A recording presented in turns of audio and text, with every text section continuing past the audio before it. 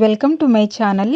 ఈరోజు అమ్మ వంటల రుచిలో ఎంతో టేస్టీగా ఉండే ఎగ్ మసాలా కర్రీ ఏ విధంగా తయారు చేయాలో ఇప్పుడు చూద్దాం. ముందుగా స్టవ్ మీద కడాయిని పెట్టుకొని 3 లేదా 4 టేబుల్ స్పూన్ల నూనె వేసుకోవాలి. నూనె వేడైన తర్వాత 1/2 టీ స్పూన్ పసుపు వేసుకొని ఇందులో ఉడికించి పెట్టుకున్నటువంటి కోడిగుడ్లకు ఇలా ఘాట్లు పెట్టుకుని వేసుకోవాలి.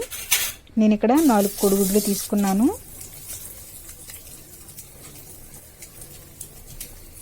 ఇలా అన్ని కోడిగుడ్లకు ఘాట్లు పెట్టుకుని వేసుకున్న తర్వాత లో ఫ్లేమ్లో కలుపుతూ వేయించుకోవాలి. ఇవి కొంచెం కలర్ చేంజ్ అయ్యేంత వరకు వేయించుకున్న తర్వాత ఒక ప్లేట్లోకి తీసుకుందాం.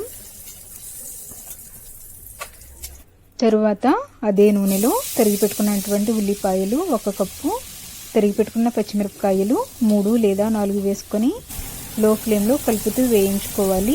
ఇవి బాగా వేగిన తర్వాత 1 టీ స్పూన్ అల్లం వెల్లుల్లి పేస్ట్ వేసుకొని పచ్చివాసన పోయేంత వరకు వేయించుకున్న తర్వాత తరిగి పెట్టుకున్న టమాటాలు పెద్దవి 2 వేసుకొని 2 నిమిషాల పాటు కలుపుతూ వేయించుకోవాలి.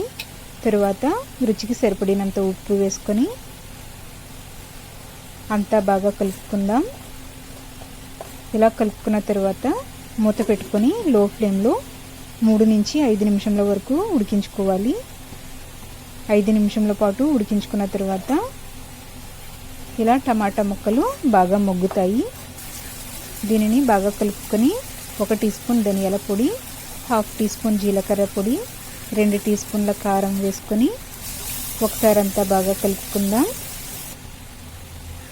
తరువాత 1 గ్లాస్ వాటర్ వేసుకొని ఇందులో ఉడికించి వేయించి పెట్టుకున్నటువంటి కోడిగుడ్లను కూడా వేసుకోవాలి.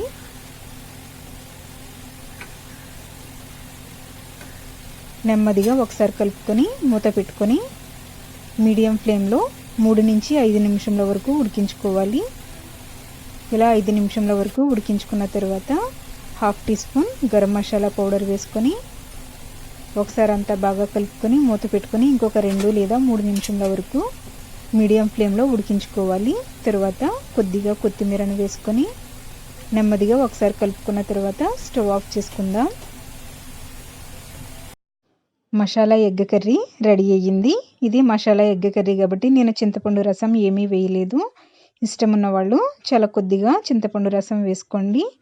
దీనిని వేడివేడి అన్నంతో తిన్నట్లయితే చాలా బాగుంటుంది. ఈ వీడియో మీకు నచ్చినట్లయితే లైక్ చేయండి, మీ ఫ్రెండ్స్కి షేర్ చేయండి. మీరు ఇంతవరకు నా ఛానల్ని సబ్స్క్రైబ్ చేసుకున్నట్లయితే సబ్స్క్రైబ్ చేసుకోండి. Thank you for watching my video.